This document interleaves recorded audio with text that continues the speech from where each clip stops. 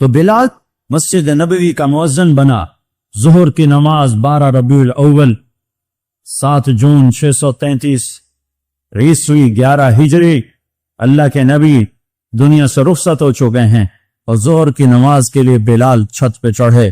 جب کہا اشہد ان محمد تو روتے روتے روتے آواز بند ہو گئی اور اذان پوری نہ کر سکے اور دھاڑے مار کے رونے لگے. سارے مدینے والے رونے لگے. تو آپ اتر گئے اور کہا میں آج کے بعد قسم کھاتا ہوں کہ آج کے بعد میں اذان نہ دوں. اور پھر اللہ کے نبی کے تدفین کے بعد ابو بکر صدیق سے اجازت لے کر جہاد میں ملک شام چلے گئے. 6 مہینے لوٹ کے نہیں آئے. 6 مہینے گزرے. 1 لاکھ صحابہ نکلے ہوئے تھے جہاد میں. 1 لاکھ. کسی کو خواب نہیں آیا, صرف بلال کو خواب آیا. بلال, اللہ کے حبیب خواب میں, بلال یہ کیا بے وفائی, میرے شہر آنا ہی چھوڑ دیا. 6 مہینے گزرے ہیں. صحابہ 1 لاکھ کے قریب جہاد میں شام عراق میں جا چکے ہیں. خواب بلال کو آتا ہے, بلال یہ کیا بے وفائی, میرے شہر آنا ہی چھوڑ دیا. رات آنکھ کھلی, اونٹنی پہ سوار ہوئے, سوائے پیشاب اور نماز کے نہیں رکے. اور چل سو چل, چل سو چل, چل سو چل, چل سو چل. 7ویں دن مدینے پہنچے اور ان کو یہ یاد ہی نہیں رہا کہ اللہ کے نبی دنیا سے جا چکے ہیں. وہ ایسا عشق سوار تھا اور ایسا وہ خواب دل و دماغ کے حاوی ہوا کہ یہ بھول ہی گئے کہ اللہ کے نبی دنیا سے جا چکے ہیں. مدینے میں داخل ہوتے ہی نعرے مارے, یا رسول اللہ میں آ گیا, یا رسول اللہ میں آ گیا. جب حجرہ مبارک پر پہنچے تو پھر یاد آیا, او ہو تو جدائیاں ہیں, جدائیاں ہیں.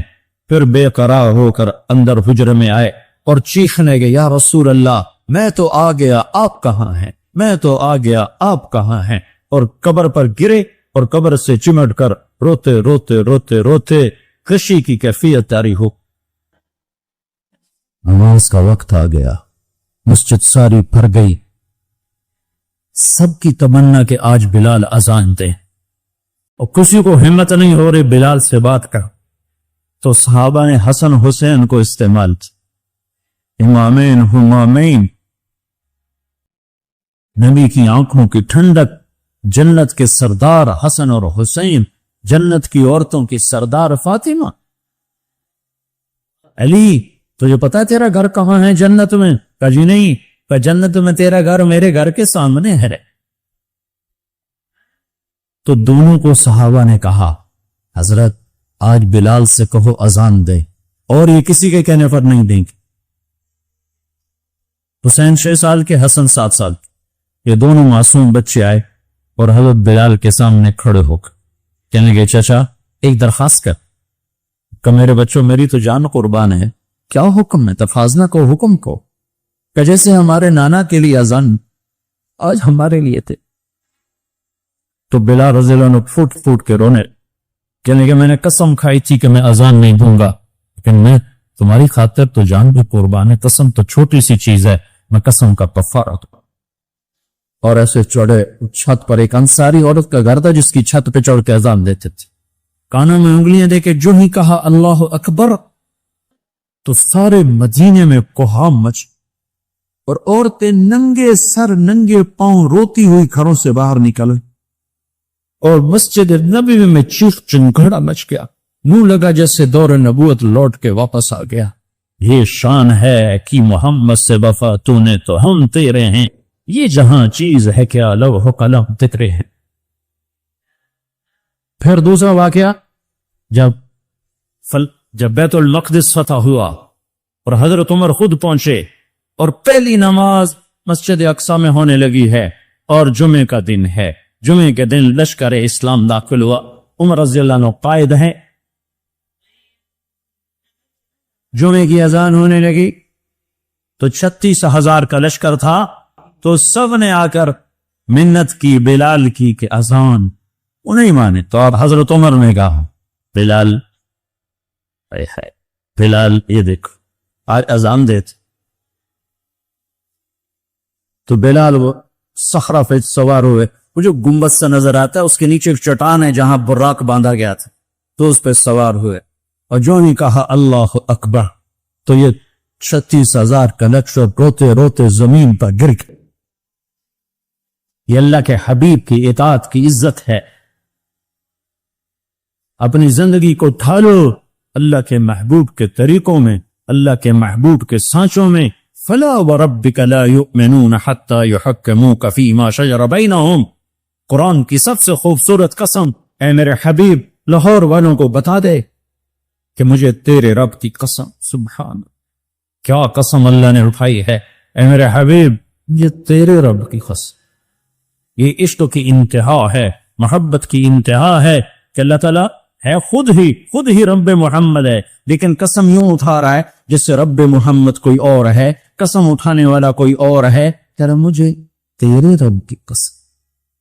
میں اس کو اردو میں کبھی بھی بیان نہ کر پاؤں گا، اور دنیا کا کوئی بھی شخص اس کو اردو میں، انگریزی میں، ہندی میں، فارسی میں ڈھال سکتا. فلا ورب، فلا ورب. سبحان، اے میرے حبیب مجھے تیرے رب کی قسم.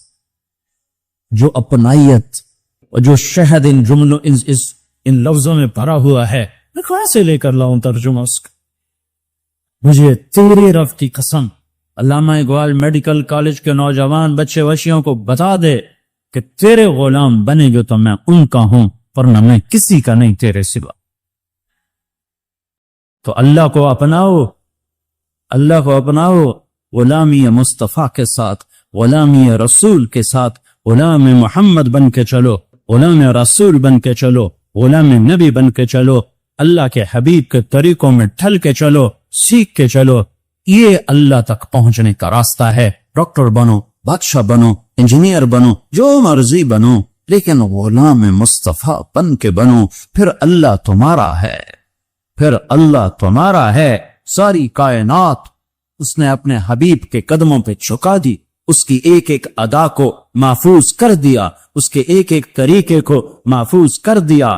وہ دنیا اس سے بڑا محسن کوئی ہے تو دکھا تو، اس سے بڑا کوئی محسن ہے تو دکھا تو، اس سے بڑا کوئی عالی مقام ہے. مقام محمود انتظار میں ہے، کدھر ہے شفاعت کبریٰ انتظار میں ہے، کدھر ہے مقام وسیلہ انتظار میں ہے، کدھر ہے جنت کا جھنڈا کی چابی اس کے ہاتھ میں ہے، اللہ کا جھنڈا اس کے ہاتھ میں ہے، جنت کی چابی اس کے ہاتھ میں ہے. حوض کوثر موجیں مارتا ہوا اس کے انتظار میں ہے، جنت بن سنور کے اس کے انتظار میں ہے. اللہ کی رحمت کے در کھلنے کے لیے اس کی شفاعت کے انتظار میں ہیں، جنت کے دروازے کھلنے کے لیے اس کی شفاعت کے انتظار میں ہیں، جنت کا دروازہ کھلنے کے لیے اس کے قدم مبارک کے پڑنے کے انتظار میں ہے. وہ ساری کائنات میں ساری امت کے لیے رحمت بن کر، شفقت بن کر، شفیق بن کر، حریص بن کر، عزیز بن کر، رؤوف بن کر، رحیم بن کر آئے. محمد ہیں، اور وہ آج جیسے اللہ نے اپنے نام رکھے ایسے اپنے حبیب کے نام بھی رکھے. تو محمد، تو احمد، تو ماہی، تو حاشر، تو عاقب، تو فاتح، تو خاتم، تو ابو القاسم، تو طٰہٰ، تو یاسین، تو مجتبیٰ، تو مرتضیٰ، تو حامیم، تو مرتضیٰ، تو مجتبیٰ، تو مصطفیٰ، تو باطن، تو ظاہر، تو اول، تو آخر، تو شاہد، تو رشید، تو مبشر، تو نذیر، تو داعی اللہ، تو سراج منیر، تو مزمل، تو مدثر. مزمل اور مدثر میں جو لاڈ ہے، اللہ کی قسم لاکھوں کتاب میں لکھ دو تو ایک لفظ کا مطلب ادا نہیں ہو سکتا. یا ایھا المزمل، یا ایھا المدثر. اوئے ہائے کیا محبت ہے.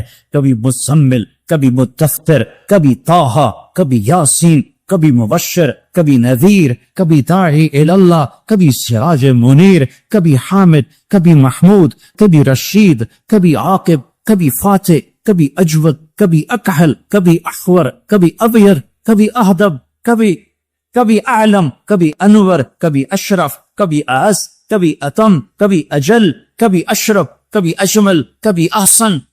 کیا میں الفاظ لاؤں جو میرے نبی کے لیے میرے اللہ نے چن چن کے اس کی جھولی میں ڈالے. وَأَحْسَنَ مِنْكَ لَمْ تَرَ قَطُّ عَيْنِي. تیرے جیسا حسین میری آنکھ نے نہیں دیکھا.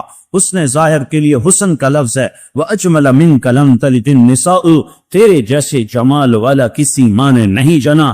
حسب نسب کی خوبصورتی کے لیے جمال ہے، شکل کی خوبصورتی کے لیے حسن ہے تو میرے حسان نے کہا، میرے نبی کے شاعر نے کہا، تیرے جیسا حسین میری آنکھ نے نہیں دیکھا، تیرے جیسے حسب نسب والا کسی ماں نے نہیں جانا، تیرا نسب تو آدم تک تیرے رب نے محفوظ کر دیا، تو محمد بن عبداللہ بن عبد المطلب بن ہاشم بن عبد مناف بن قصیف بن کلاد بن مرہ بن کعب بن لوی بن غالب بن فہر بن مالک بن نضر بن کنانہ بن خزیمہ بن مدرکہ بن الیاس بن مدر بن نزار بن معق بن عدنان بن اور بن حمیسہ بن سلامان بن عوس بن بوس بن قموال بن ابی بن عوام بن ناشد بن حزا بن بلداس بن یدلاف بن طابخ بن جاحم بن ناحش بن ماخی بن عیفی بن عبقر بن عبید بن الدعاء بن حمدان بن سنبر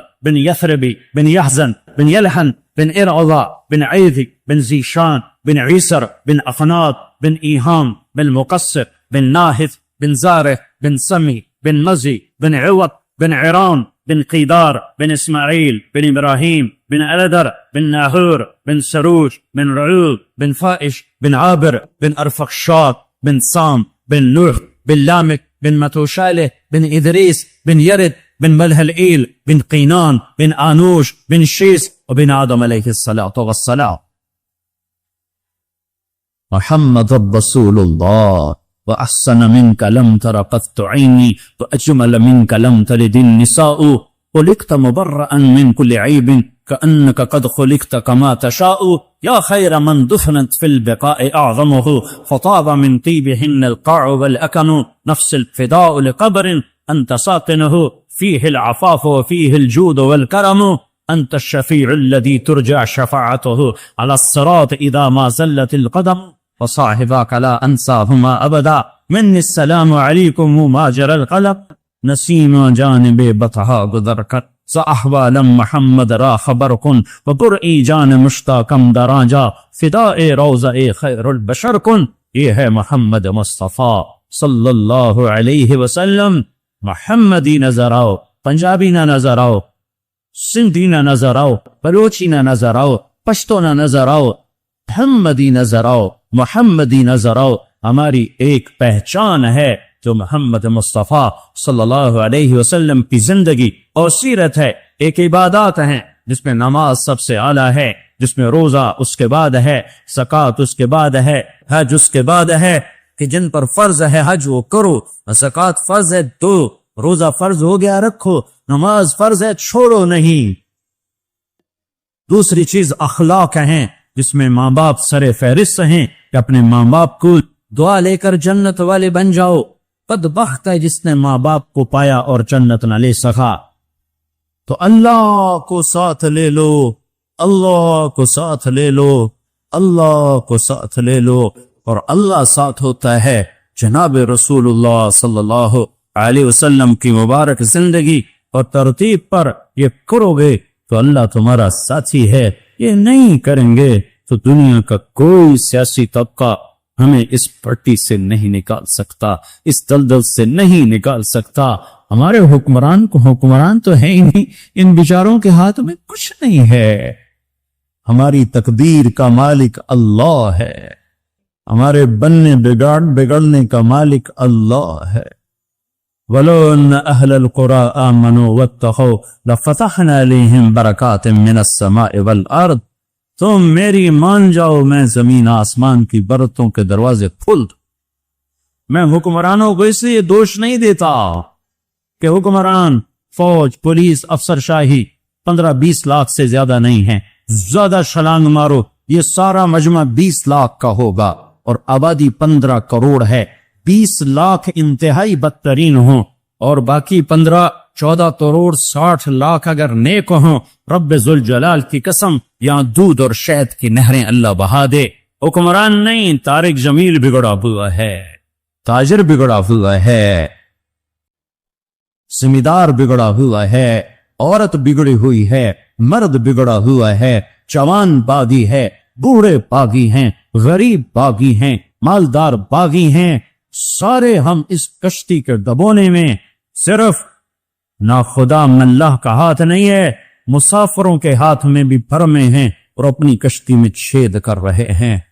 50-15 کروڑ میں 2-4 کروڑ بھی برے ہوں تو کچھ نہیں ہوتا، باقی اگر صحیح ہوں نہیں، ہم سب نافرمان ہو چکے ہیں۔